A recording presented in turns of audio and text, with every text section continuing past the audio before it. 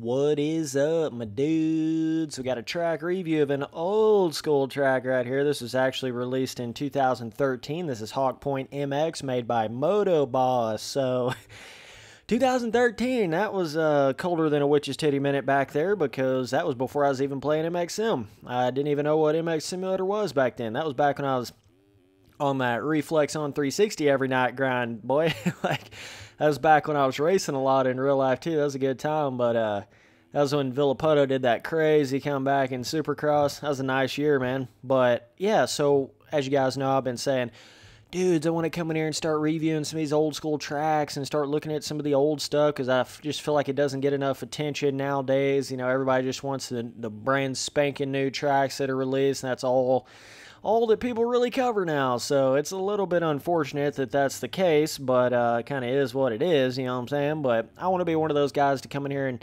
you know, relive some of the old tracks. There's so much history and so much cool track content in games like MX Simulator and Reflex, because you can still ride on them. Like, you know, a lot of these other motocross game custom track things, you can't even really ride on or just the general tracks of their games. You can't even, like, ride on those older tracks because it's in an old game, you know? So it's like, it doesn't really carry over through the years like a lot of the custom user-created content does for MX Sim. That's what's so cool about it, right? You can still get on here and get on a damn custom track from 2010, 2009, you know what I mean? And still ride on it, and it still works, and you can still play it in the same exact version that you're pro racing on, you know, 10 years later. The newest version of MX Simulator, you can still come back in here and ride on the oldest tracks in the game. So JLV has been so clever, so smart about making all that work and not have like basically you got to have that old version to play that old track. You know, that would totally split the community and make it terrible, but everything works, man. Yes, the dynos are probably twice as fast as they used to be back in these days, which can make it a little bit interesting riding on these tracks, right? Because you're like over jumping jumps and all that kind of crazy stuff without even like trying to, because it was a very different game back in these days. There was nowhere near the power, nowhere near the like suspension, you know, all that kind of stuff. So it was just totally different animal. But you can still, I mean, even though these tracks were made for super old dynos, they're awesome tracks for like beginners and amateurs with the new dynos. You know what I'm saying? They really do have a cool place in the game, because they become like really awesome amateur vibe tracks and stuff. That's the same way with, like I've always said, with the 2011, 12, and 13 actual you know, pro supercross tracks in the game. Even though those were like really, really hard tracks back then, or not really, really hard, but you know, that was the pro racing supercross tracks. Well, nowadays they're really easy, you know? So even though they're like totally different the way the supercross tracks are built in 2014, 15, 16, 17, 18, 19, those older ones are still really good for people that are just getting into the game and just trying to learn supercross, just trying to learn whoops and all that kind of stuff. So what I'm trying to get at is there's still a place for these older tracks and stuff, as long as they don't have too weird of a traction. That's kind of where it becomes a bit iffy, you know. The tractions can get, they were not quite as developed back then typically, and a lot slicker usually, and certain stuff like that. And I feel like having a faster dyno just amplifies that issue a little bit. But whenever I go in here and review some of these older tracks, I just wanted to say this. I'm basically trying to give it a rating of if I was playing the game back then. I'm obviously not going to try to, like, you know, compare it to nowadays tracks and try to, that would be just insane. That would be so unfair to the track. So I'm trying to, like, basically, if I was able to have done a review on this back when it came out in 2013, try to give my opinions on it in that kind of sense. You get what I'm saying? So I just wanted to make that clear. Like, obviously this is, you know, doesn't really hold a light to a lot of the newer tracks, but for its time, right, it's kind of what I'm going for here. So it's just interesting. It's just cool coming back to these older tracks and seeing the history of the game, and that's what's so cool to some of you track makers out there. You know, it's not like you're just making a track and it's going to just go away and then no one's going to play it. Like, your tracks could live on for literally decades in this game, because this game is so long-lasting and so never-ending, and I feel like people are just going to play this game for so much longer because there's just nothing else out there like this. So when you go in there and make a track, it could be something that people play on forever, you know, and that's really why I've been so excited and adamant and having a lot of fun with making tracks on MXM, the 60, 70 plus custom tracks I've made. Those tracks are going to live on, bro. Some of them are going to live on more than other ones, but you get the point, you know what I mean? It's just, you can still go back and ride on, like, my very first Moon Supercross track, and it's still pretty fun. Yes, it is janky and feels kind of weird in some areas, I'm not going to lie, but you can still get around the track, and it's still fun. My Marsh SX track, if any of you guys remember that, my JMX, it was a big-ass jump. I can't remember what the hell the name of some of my, that was so long ago, dude.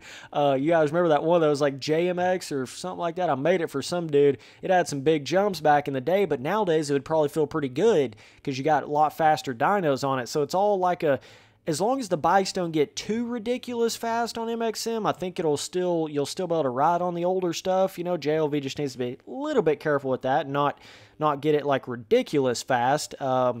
But as long as it doesn't do that, you can still go ride on all the old content. You just have thousands and thousands of tracks, every single year of replica motocross, GP, Supercross, MX Nations, all these local vibe tracks. This track right here has a very, very local feel to it. It'll give you that. I mean, it literally on this track felt like I was riding on some tracks that I have rode on in real life before, like little local vibe tracks. Felt exactly like some of those, so that was kind of cool. I even though I'm like, pro in the game, whatever, I still like to come and ride on these tracks because they have a little fun feeling to them, man. I don't know what it is.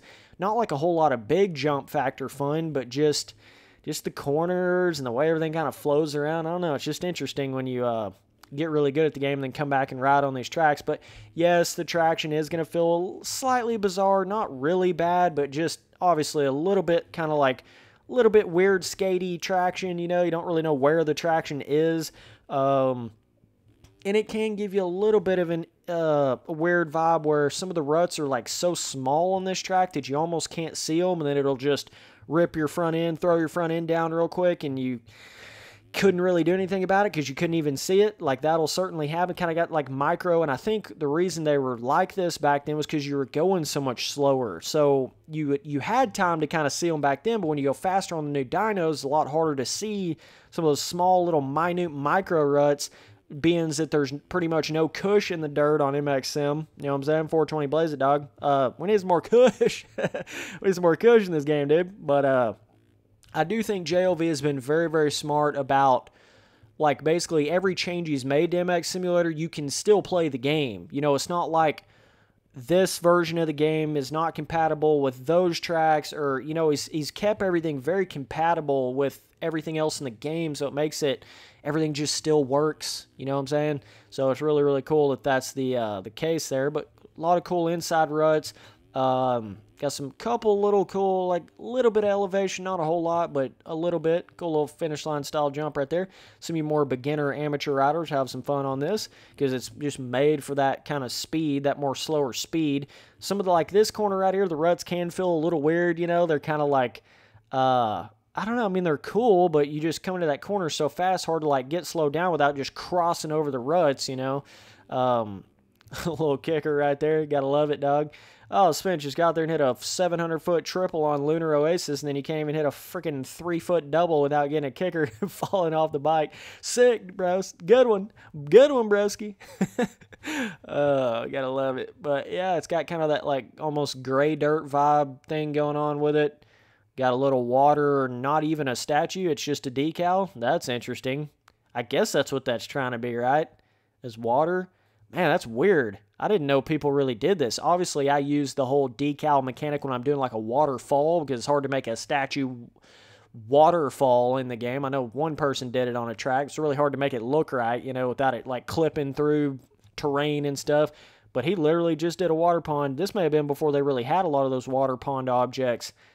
Damn, dog. But it looks good. Like from a distance, you can't really tell. I mean, you think it's just water chilling. But once you get up on it, you're like, oh, hey, that's just a slightly different shade of gray decal. But really cool how he kind of melded some of this grass.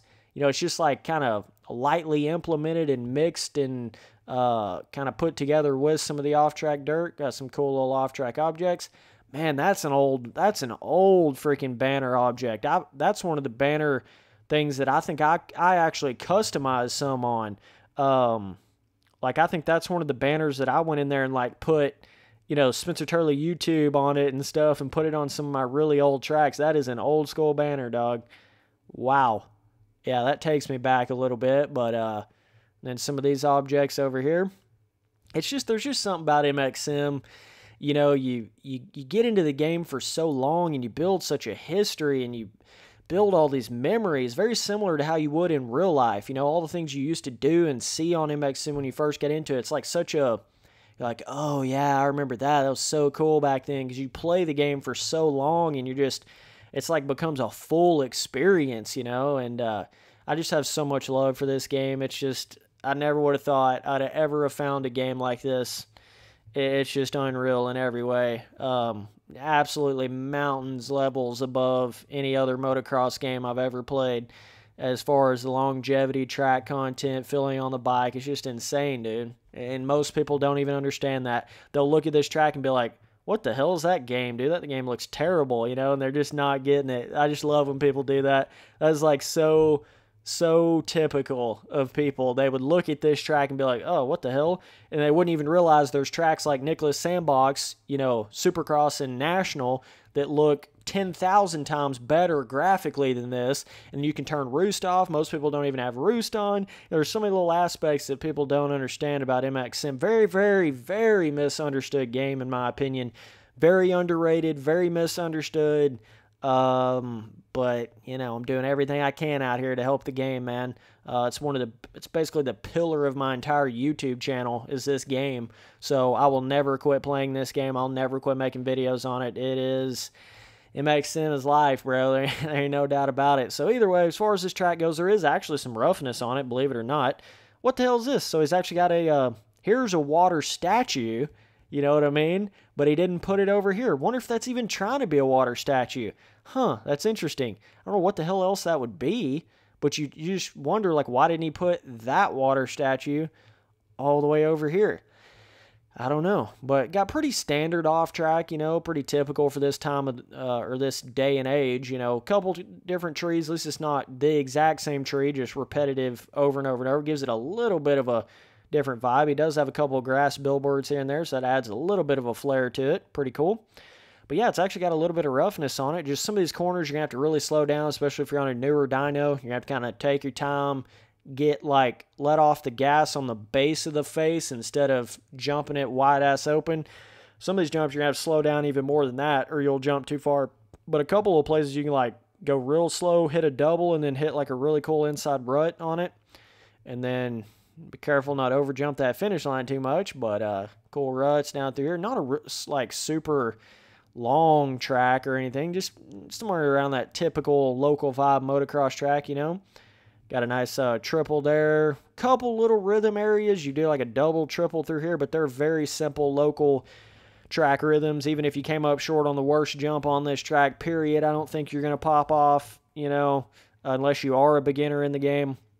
If you're a pro at this game, you could hit any of this about as hard as you want to or as soft as you want to. It don't really matter. Now this, you might be able to come around the outside, and I don't even think I was hitting the biggest line here. You might be able to jump every single one of these little rollers instead of doing like a triple-double. But either way, dog, for its time, this can be really hard, and I'm not going to be doing it justice, and I understand because it's hard to rate shit from a time when I wasn't even playing the game. It's going to be tough. But Beans came out in 2013. For a local track, like for what it is, I'd probably give this like a 8 overall, maybe. I don't know. That's just where I'm going to put it. You know, you can shit on my rating all you want to. I don't really care, but I do still want to come in here and give some love to these older tracks and try to rate them for their time. Obviously, I would not be giving this an 8 overall in this day and age. I'd give it more like probably a 5 overall in this day and age, but for its time, it was probably like an 8 or something like that. So either way, for difficulty, back then it was probably like a medium difficulty track. Now it's probably like an easy track, you know what I'm saying? So that's kind of where I'm at on it. But either way, dudes, appreciate you guys watching all the videos. Later.